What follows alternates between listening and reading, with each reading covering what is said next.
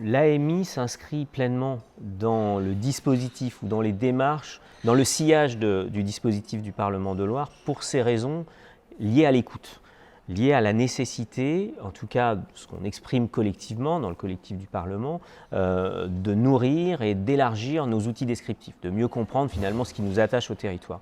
L'AMI s'inscrit dans ce dispositif ou dans ce champ-là d'expérimentation. C'est une pierre de plus finalement dans la construction des réflexions liées au Parlement de Loire.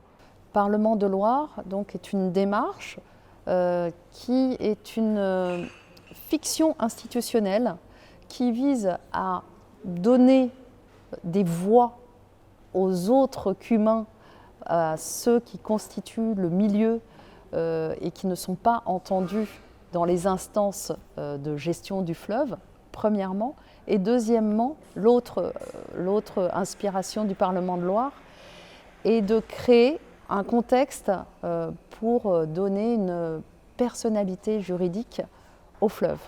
Donc il y a deux inspirations, une inspiration anthropologique, donc offrir des possibilités de représentation à des voix qui constituent le milieu, et deux, une approche plus juridique. Et donc, vous voyez, l'idée de ce Parlement de Loire procède d'un renversement de perspective, procède d'un décentrement.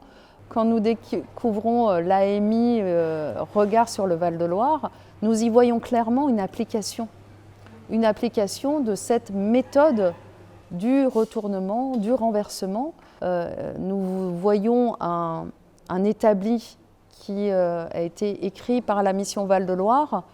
Donc regard au sens premier du terme, et le plus couru, c'est le regard au loin, c'est le regard de haut.